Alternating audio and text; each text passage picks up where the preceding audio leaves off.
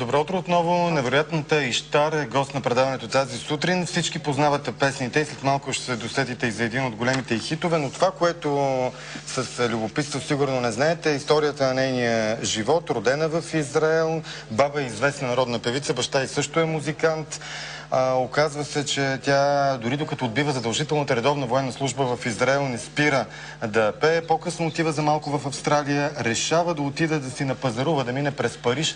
Там и остава. Каца сама и неизвестна в началото на 90-те. Днес Иштар е най-известната етнопевица в света и предстоят няколко страхотни концерти юни месец, на 3 юни в Варна, на 5 юни в София в зала 1, в Античния театър на 6 юни в Пловдив.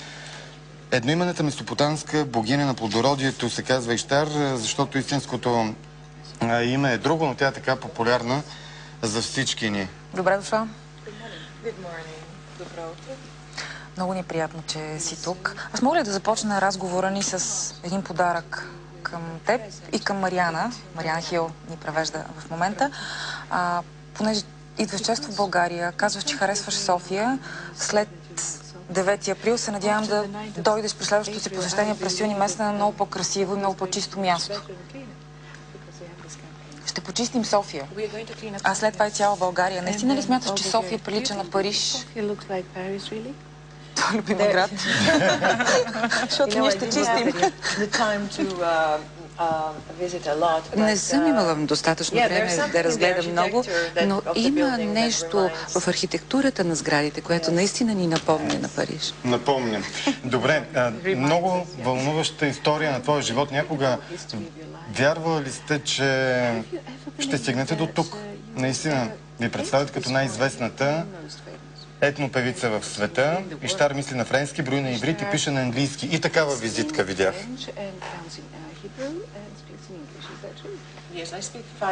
Пет езика говоря. Да. Кои са английски, иврит, френски?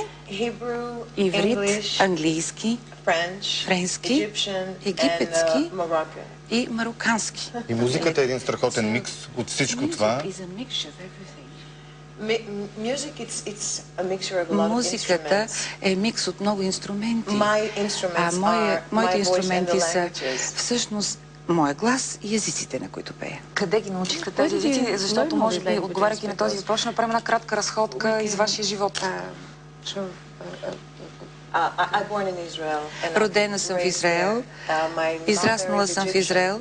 Майка ми е от Египет, египтянка, и винаги съм слушала арабски, египетски у дома, при разговорите на майка ми с сестрите ми, и това ми позволи да науча арабски в училище. Баща ми от Мароко, така че по бащина линия съм научил марокански.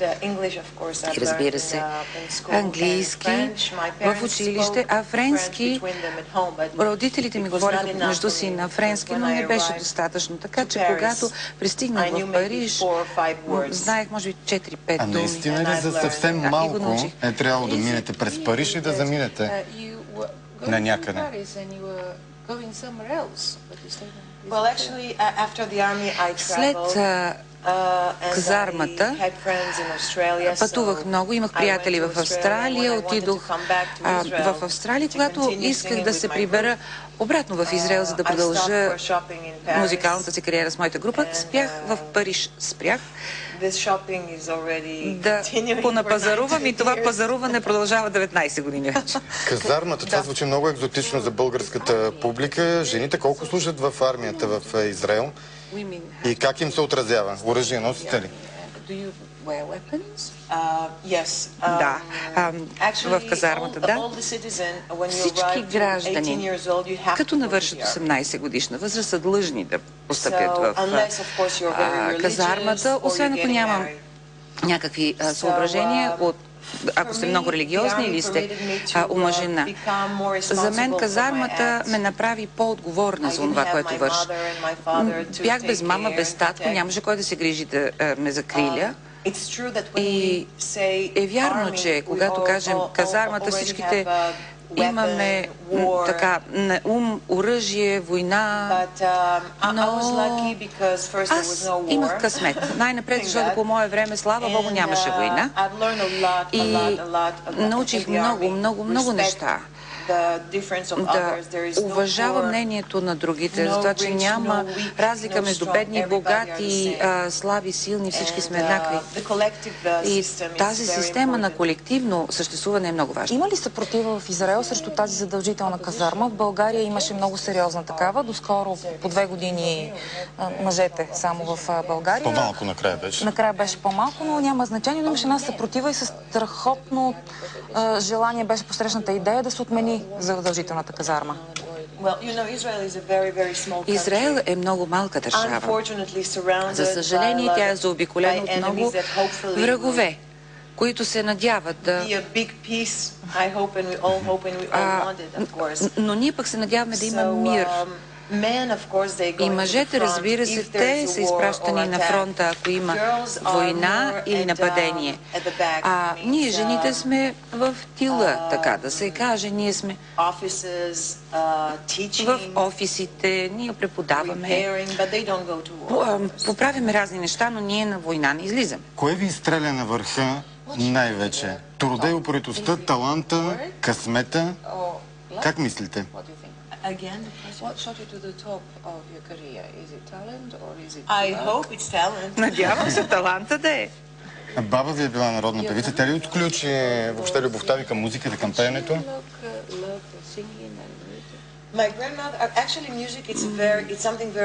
Музиката в нашето семейство е нещо много важно. Дядо ми е бил испанец и слушаше много фламенко. И когато включвахме радиото, всички мълчаха, тихичко, всички трябваше да слушаме фламенко. Моите родители, баща ми пееше Жак Брел, Азнавур, свиреше на китара. И основната музика беше класическата египетска, като Онкъл Тум, Абдал Халим. И когато жените готвят в кухнята, и знаете как едната меси и от най-малкото дете до най-възрастната жена всички пеехме в кухнята. Така че музиката за мен беше начин да забравя за много неща. Разкажете ни за семейството си днес. Знам, че сте много щастлива. Да, разбира се, имам 2 сестри. Аз съм най-голямата. И всички ние пеем. Една от моите сестри е треньор по кючек. Другата е психолог. И имам 2 деца, близначите на 4 годинки са. Родителите ми са в Израел, всички там, роднини. Нищо особено, едно много обичайно семейство сме. Кой гледа децата ви, извинявай, докато сте на турнета? Когато ме няма, имам бавачка и тя е с нас, откакто са родени близнаците. Когато пътувам, винаги има някой от семейството ми, или мама, родителите, или леля ми. В момента леля ми е с тях. Кога разбрахте, че сте звезда и че вече границите нямат никакво значение за вашите концерти? С кое парче, да припомним на публиката, се отвори сцената за вас, така че в абсолютно всички дискотеки и навсякъде сме ги чували? Знаете ли, най-напред не обичам думата звезда, защото звезди има само в небето. Не се възприема всички. Да бъда малко по-известна, да кажем.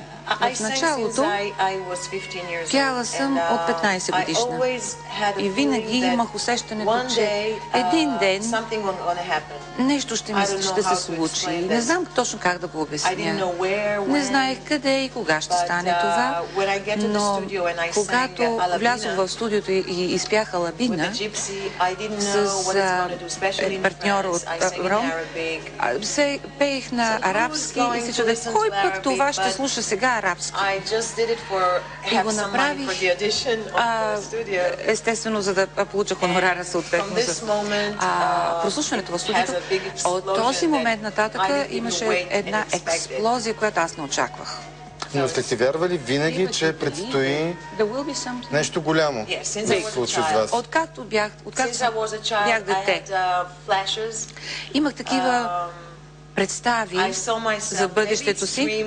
Може би някаква мечта, която всяко момиче има, може би да е интуиция, може да го наречете както искате, но съм разглеждала себе си винаги на една голяма сцена, която да пея. Значи човек сбъдва мечтите си, когато ги има и когато се ги представя в детайли. Слава Богу, всички мои мечти, всичко, което съм си мечтала, естествено имала съм и други мечти.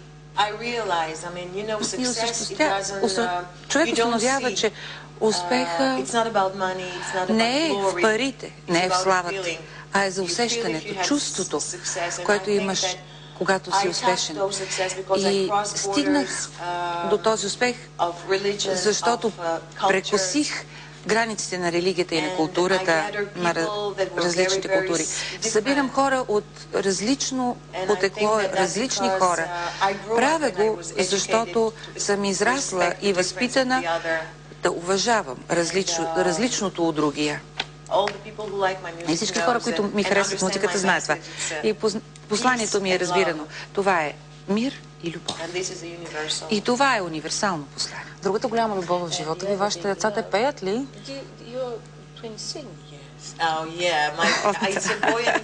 Момиченци и момченце са. Момиченцето вече застава на масата, отгоре се качва, пее, брат свири с китарата, акомпанира. Коя е следващата ви мечта, понеже виждаме, че наистина ги сбъдвате? Какво си представяте за напред? И знаете ли колко милиона са чували песните? Ви имате ли представа? Вашата музика до колко хора достига? Не знам. Човек никога не знае, но много съм щастлива, че хората идват на моите концерти и поддържаме връзка по интернет с мои почитатели. Имах една мечта да направя филм преди 3 месеца и я сбъднах. Следващата ми мечта е да напиша книга. Какъв е филма? Кажете повече за този филм. Аз там играя една героиня, която е абсолютно различна, парализирана, в инвалидна количка, много трудна роля за играе. Певица, която попада в катастрофа и история за една група, която използва инструменти от Персия, Иран, Ирак. Има ли се пиент? Или не много? Не съвсем. Значи е сериозен, тежък филм и може би повече реалистичен, отколкото щастлив. Между другото, сценарий е чудесен, с много хубав актьорски състав, чудесна музика. Всяко нещо, което е лошо, винаги има по нещо добро в него. А книгата каква ще е? Автобиографична или някаква ваша фантазия?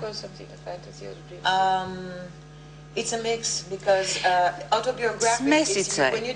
Автобиографичната, като пишете нещо автобиографично, никой... Всъщност, мислите са важни, какво си научил от живота. Има едно послание за това философско Какво беше последното нещо, което прочетохте? Остава ли ви време за четене? Не чета много любовни романи, но чета много философски и мистични четива. Да кажем, че зрителите на BTV ще могат да ви видят и при Слави като гост на шоуто тази вечер и да припомним още веднъж датите, защото сте в България във връзка с предстоящите концерти през юни. Варна 3 юни в Летния театър, София 5 юни зала 1 на НДК и в Античния театър в Пловдив на 6 юни. Много ви благодаря. Успех на всичко, което ви предстои. Все така усмихнете и щастлива да сте. Благодарим за това, че бяхте в ефира на BTV. А с вас се разделяме до утре в 7 без 15 и вие така усмихнати и спокойни да сте. Хубав ден. До утре.